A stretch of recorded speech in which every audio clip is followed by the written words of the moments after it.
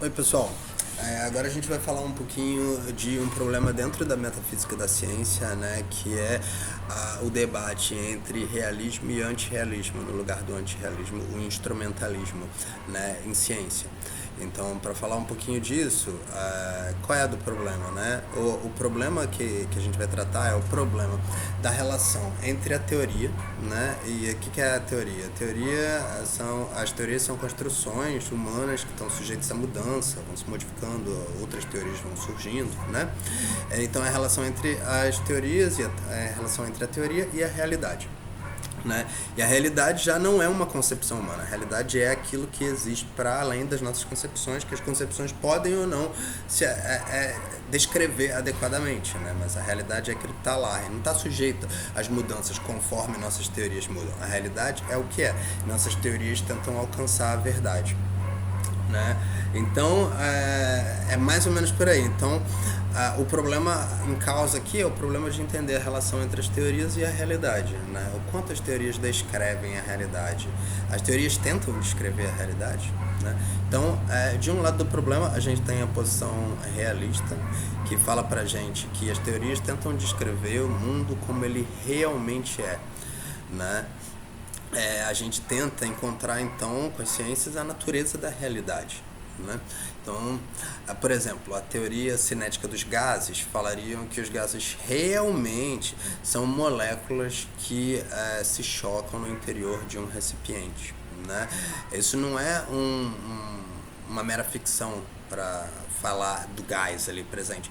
Realmente o gás é uma composição de moléculas que se chocam, né? E, por exemplo, no caso realismo, eu diria que o eletromagnetismo clássico diz que existe de fato campos elétricos e campos magnéticos no mundo que obedecem às equações do Maxwell, né? Então esses campos eletromagnéticos, campos elétricos, campos magnéticos existiriam de fato no mundo, né? Segundo, se o eletromagnetismo clássico for verdadeiro. Então a ideia é por aí. O realismo nos diria que as teorias, se forem verdadeiras, descrevem o mundo como ele realmente é. Mas as teorias são ou não verdadeiras? A gente tenta avaliar isso conforme a gente avalia as teorias, né? E a gente prefere as teorias que estão mais próximas da verdade, ou que parecem estar mais próximas da verdade de acordo com as nossas avaliações, né? Essa é a ideia. Então, a ideia principal do realismo é as teorias tentam descrever realmente a realidade. É realismo porque as teorias o que as teorias falam é realmente verdadeiro, é realmente aquilo que é, tentam descrever a realidade, então chama realismo. E a gente tem a posição antirrealista, que fala as teorias não tentam descrever a realidade. Por exemplo, um tipo de teoria antirrealista seria o instrumentalismo, que fala que as teorias científicas elas são instrumentos para você conectar proposições de observação, né? Conectar eventos, situações observáveis, né? Então o instrumentalismo ele precisa de uma noção que você consiga distinguir bem termos observáveis, situações observáveis e termos teóricos, conceitos teóricos, né? Então, enquanto o instrumentalismo fala pra gente que as teorias são meras ficções úteis, por exemplo, a teoria cinética dos gases, ela não falaria pra gente que realmente os gases são moléculas, não, mas que é útil descrever os gases como moléculas pra gente poder prever as coisas que os gases vão fazer, porque se a gente criar uma teoria como uma ficção que descreve o comportamento dos gases como se eles fossem moléculas se chocando no interior do recipiente, a gente consegue fazer previsões adequadas quando a gente fala sobre gases, por exemplo, né? Então o instrumentalismo falaria que as teorias não tentam descrever a realidade, elas tentam ser artefatos, ficções úteis para a gente conectar observações, né? Então assim, a gente consegue observar o gás dentro Por exemplo, a gente consegue observar dentro de um recipiente que ele pode estar com uma maior ou uma menor pressão, por exemplo. E aí a gente cria que essa pressão é causada por moléculas que estão se chocando, de repente com maior ou menor velocidade, dentro de um recipiente, para a gente poder, por exemplo, calcular as relações entre as moléculas e calcular o quanto de pressão aquilo aumentaria. Mas o que a gente está fazendo é pegar uma situação, por exemplo, se a gente estiver calculando um aumento de pressão num determinado recipiente por um aquecimento de um gás, suponha, né? Aí a gente vai falar que tem as moléculas. Então, assim, o que a gente consegue observar, a situação observável é que tem um determinado recipiente com uma quantidade de pressão nele, né? E aí a outra situação observável é o recipiente com uma maior quantidade de pressão. Um recipiente com uma temperatura ambiente com uma certa quantidade de pressão e um recipiente numa temperatura mais quente com uma maior quantidade de pressão, suponha, né? A gente consegue ver essas duas situações. Aí, para conectar isso, a gente cria uma teoria falando de moléculas que estão ali no interior daquele recipiente. As moléculas a gente não consegue ver, mas a gente fala delas para poder, a partir dos diversos estados de gases, a gente conseguir fazer uma previsão com relação àquilo que vai acontecer, por exemplo, com a pressão quando a gente aquecer, né? Então, assim, a ideia é que as teorias são meros instrumentos ou ficções para a gente conectar observações e ser apto a fazer previsões com relação às coisas, né? Então, essa teoria chama instrumentalista porque as teorias seriam meros instrumentos úteis para conectar observações e fazer previsões, né? Então, essa é a ideia fundamental do instrumentalismo. As teorias, para ele, elas não são verdadeiras ou falsas, elas nem tentam ser verdadeiras ou falsas, elas são só úteis ou inúteis para a finalidade que se pretendem. Então, enquanto o realista fala de verdade e falsidade para as teorias, na medida em que as teorias tentam descrever a realidade, o instrumentalista, o antirrealista instrumentalista, ele não fala de verdade e falsidade de teorias, mas fala que as teorias não são verdadeiras ou falsas, mas úteis ou inúteis, conforme cumprem esse objetivo de alcançar uma previsibilidade, né, para situações observacionais, né? De qualquer jeito, quando a gente fala sobre verdade e teorias, a gente está falando que essa verdade seria independente das nossas crenças. Uma teoria não é verdadeira só porque está todo mundo acreditando nela atualmente, né? Uma teoria seria verdadeira só se a realidade corresponder àquilo que ela está dizendo. Mas a gente sabe se a realidade corresponde ou não àquilo que a teoria está dizendo? A gente tenta saber, a gente se esforça para saber, mas volta e meia a gente não sabe. Então, assim, pode todo mundo estar acreditando numa teoria e essa teoria ser falsa mesmo assim. E pode ninguém acreditar numa teoria e essa teoria ser verdadeira. Então, a verdade, a falsidade independe das pessoas acreditarem ou não naquela teoria. É uma coisa que depende da realidade. E a gente pode tentar descobrir isso, mas nem sempre a gente vai conseguir. Embora esse seja o objetivo, né? Aí, com relação ao instrumentalismo, ele tem 3 pressupostos assim, fundamentais. Um é que a gente consegue fazer uma distinção clara entre os conceitos observacionais e conceitos teóricos, né? Porque nem eu falei, por exemplo, de que a gente consegue ver a pressão de um determinado recipiente, pressão do recipiente quando está com calor. Mas pressão, repara, já é um conceito teórico produzido dentro de uma teoria. E aquele problema das observações estarem carregadas de teoria também interferem aqui, porque parece que toda a nossa observação é observação de determinadas propriedades introduzidas por certas teorias, como no caso da pressão aqui. Então, esse pressuposto instrumentalista de que a gente tem uma distinção clara entre conceitos observacionais e conceitos teóricos, é difícil de ser sustentado. E ele precisa disso para poder falar assim que os termos teóricos são ficções para conectar termos observacionais, né? Mas se os termos observacionais têm uma interferência de teoria, então parece que ele não teria essa distinção, então que ele precisaria para manter a posição dele. Então essa é uma das críticas a esse primeiro pressuposto. O segundo pressuposto é que os conceitos teóricos eles servem para conectar as situações observacionais, né? E que eles não falam sobre o mundo como realmente é, né? E o terceiro pressuposto teórico é que as descrições do mundo, que quando a gente descreve o mundo só com termos observacionais, aí a gente está falando do mundo como o mundo realmente é. Que a gente pode descrever o mundo como ele é, como realmente é, mas quando a gente não está utilizando a teoria. A teoria não tenta descrever o mundo como ele realmente é, mas as proposições observacionais com termos observacionais, essas descrevem o mundo como realmente é. Só que aí a gente viu que o problema, o primeiro pressuposto, que é essa interferência da teoria na observação, faz com que a gente não tenha uma distinção tão clara entre observação e teoria, que seria algo essencial para fazer a posição do instrumentalista, né? Então, a posição do instrumentalista está sobre bases problemáticas. Por exemplo, ele poderia descrever uma situação mais simples, com bolas de sinuca, né?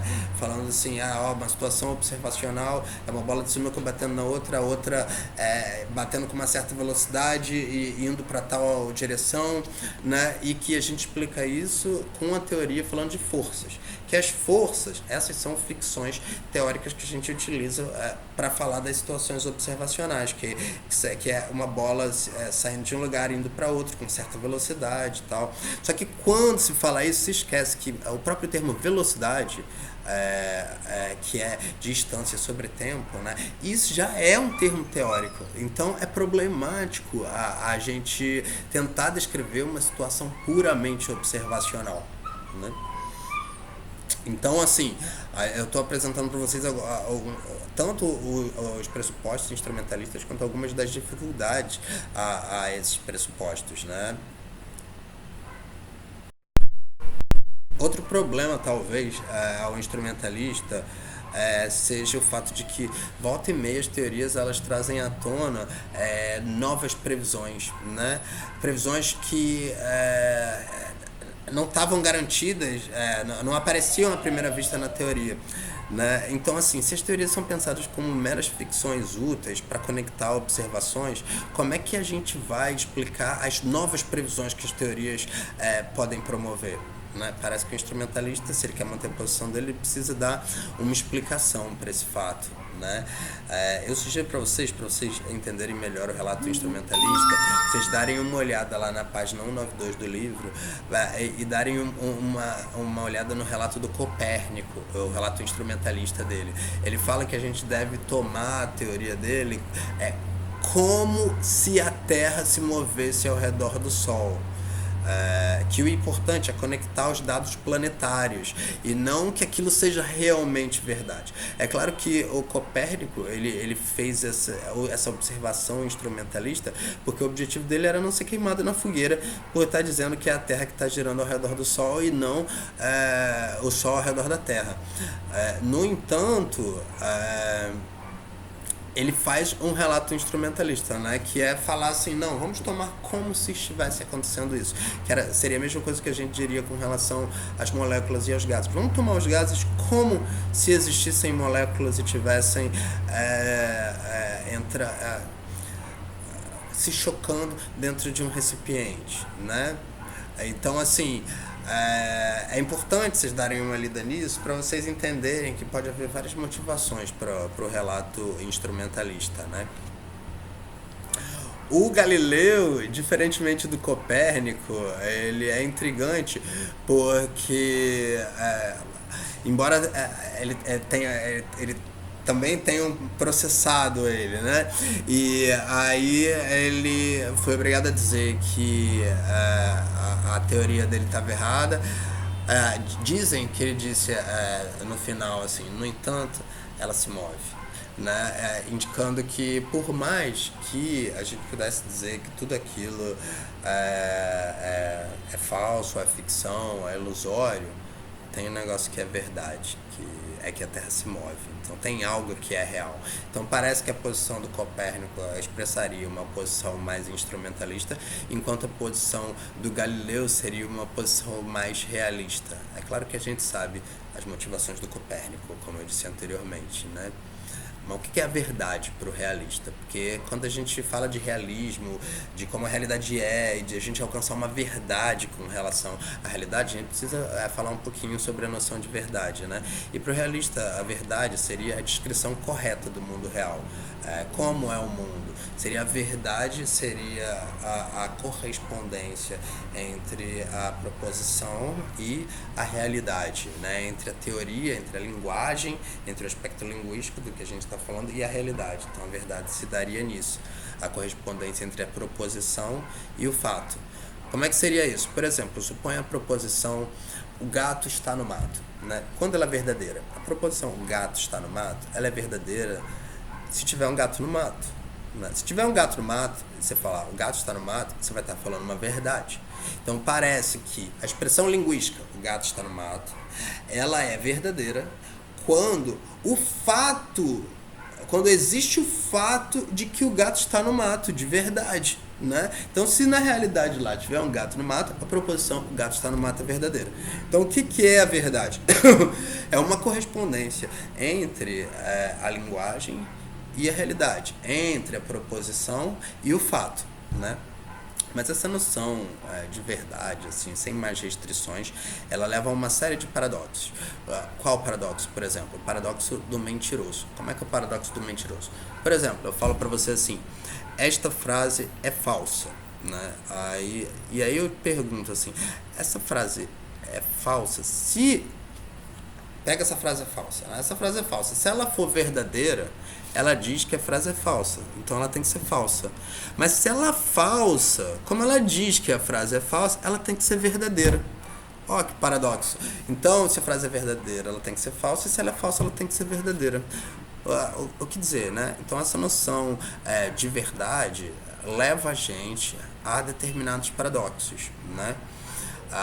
O Tarski, ele faz uma distinção entre linguagem objeto e metalinguagem que supostamente remove a gente desse paradoxo do mentiroso, né? E outros paradoxos com relação à verdade. Ele fala pra gente que cada sentença tem que estar em apenas uma dessas linguagens e não nas duas, né? Se a gente está falando dos objetos, a gente não deve misturar com a linguagem que fala sobre a linguagem, que é a metalinguagem, na qual a gente fala sobre termos, proposições, esse tipo de coisa. Né? O Tarski foi quem desenvolveu uma noção minimalista da verdade, que foi usada como uma noção de correspondência da verdade, de que a proposição P, por exemplo, qualquer que seja ela é verdadeira, se e somente se P. Aí P, não estou mais falando da proposição, estou falando do fato, né? Então a proposição de que o gato está no mato é verdadeira somente se o gato está no mato. Então repara, P, entre aspas, que aí fala da proposição. Proposição P é verdadeira se e somente se P. Né? Esse esquema é falado de esquema Tarski da verdade, né? E ele é minimalista porque ele é aceito de modo mínimo por várias teorias da verdade. Mas o que eu queria mostrar para vocês é que a teoria da verdade como correspondência, ela implica uma relação entre linguagem e realidade, né? E que o realismo aceita que tem essa relação, né?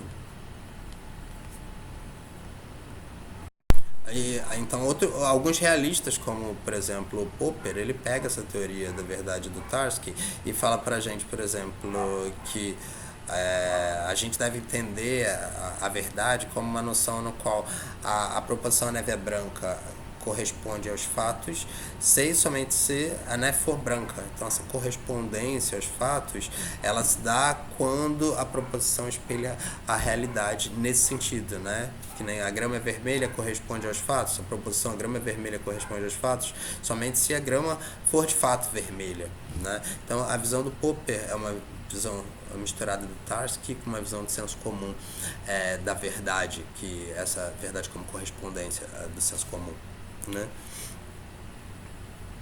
Mas, assim, o Chalmers, ele se pergunta se essa noção de verdade como correspondência do senso comum, né, ela é suficiente para a gente entender que o objetivo da ciência é a verdade e que o progresso da ciência é essa aproximação à verdade, né? O Chalmers pensa que não, né? Ele primeiro fala pra gente que as leis das ciências, como elas descrevem as coisas, elas funcionam diferentemente do senso comum, porque elas não falam sobre eventos localizáveis, que o senso comum fala, né? Mas elas falam sobre relações entre propriedades que são difíceis de se localizar no mundo volta e meia. Por exemplo, Newton, né? Ele quando descreve a lei da gravidade, ele descreve o comportamento de dois corpos que se atraem, né? Mas quando eles não estão submetidos a nenhuma força externa. Mas repara, nada no mundo não está submetido a nenhuma força externa. Tudo está submetido a uma série de forças. Então, assim, essa lei não teria nada acontecendo nada no mundo corresponde a essa lei. No entanto, a gente toma ela como verdadeira e utiliza para uma série de cálculos, né? E acredita que o comportamento dos objetos pode de alguma forma ser derivado dessa lei, né? Então, como explicar que as leis de Newton são verdadeiras, né? Se elas são verdadeiras, elas seriam verdadeiras apenas como umas tendências transfactuais. O que isso quer dizer? Umas tendências que perpassam os fatos, né? E umas tendências que elas seriam contrafactuais, né? Umas tendências que as coisas têm que são contrafactuais. O que seriam contrafactuais? Seria algo que se realizaria se aquelas condições estivessem presentes, né? Elas não são eventos localizáveis mesmo, as leis. Elas são tendências contrafactuais. Mas aí a gente perguntaria assim, existem tais coisas como fatos contrafactuais? E assim, no caso, a gente tem um determinado problema para a gente pensar que o objetivo da ciência é essa verdade, essa noção de verdade mais do senso comum, né?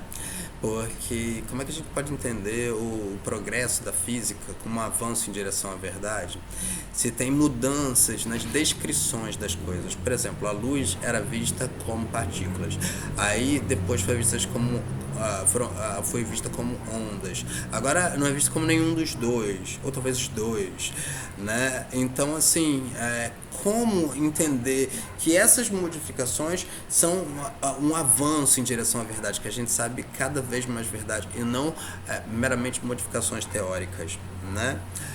Porque as teorias mudam, né? Mas o mundo não. Então, como pensar que isso é um avanço? O falsificacionista diz, por exemplo, que as teorias vão progredindo em direção à verdade, né? Que elas vão aumentando seu grau de verossimilhança. O que isso acontece? Que elas vão aumentando o seu conteúdo de verdade. Elas têm um conteúdo de verdade maior do que as predecessoras, né? Ou seja, as consequências verdadeiras das teorias são em maior número e as consequências falsas são em menor número, né? Então, assim, o conteúdo de falsidade seria menor ou o conteúdo de verdade seria maior?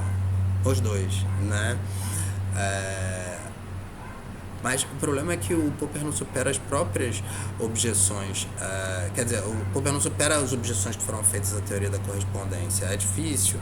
Por exemplo, como as teorias são trocadas quando uma é falsificada, né? Então, assim, a teoria posterior mostra que a teoria anterior, na verdade, era falsa. Né? Então mostra que o conteúdo de verdade dela era zero, já que ela é falsa, né? Que é porque a realidade não se coaduna com aqueles fatos, mas não mostra que a teoria atual é verdadeira, mas mostra que a anterior é falsa, portanto tinha conteúdo de verdade zero. Então, como a passagem para uma outra teoria que a gente não sabe o conteúdo de verdade é uma aproximação da verdade, né? Se, por exemplo, se essa teoria for trocada ainda por uma outra, vai mostrar que essa teoria tinha conteúdo de verdade zero. Então, repara, a gente tem três teorias, né? Uma trocada por essa trocada por essa trocada por essa, né? Quando essa foi trocada por essa, isso mostrou que essa tinha conteúdo de verdade zero, né? Quando essa foi trocada por essa, isso mostrou que essa tinha conteúdo de verdade zero. Então repara, essas duas têm conteúdo de verdade zero. Como a passagem de uma para outra foi um progresso? Parece que não foi um progresso. Ambas têm conteúdo de verdade zero. Então você não aumentou, você não se aproximou da verdade, porque você não aumentou o conteúdo de verdade das teorias. Então como o falsificacionista poderia lidar com isso? A gente não sabe, a gente precisaria de explicações melhores, que vocês desenvolvessem de repente essas explicações, porque essas aí são questões em aberto para a gente tratar, né? Mas parece que se não tiver uma resposta, o falsificacionista não pode tratar a falsificação e a troca de teorias, né, como um progresso da ciência em aproximação à verdade, né? É possível, por exemplo, responder a isso com um relato instrumentalista, né? Falando que o Newton, no caso, apenas conecta dados experimentais, mas isso iria contra as intenções realistas do Popper, caso a gente estivesse seguindo nas mesmas intenções. Então, assim, vocês reparem, há uma dificuldade, então, na escolha entre realismo e instrumentalismo. Ambas as teorias têm as suas próprias dificuldades, mas colocam pra gente um problema de metafísica da ciência que a gente tem que se posicionar para saber como a gente vai lidar com as teorias, né? É um problema interessante e que sugiro para vocês investigarem. Até a próxima, pessoal.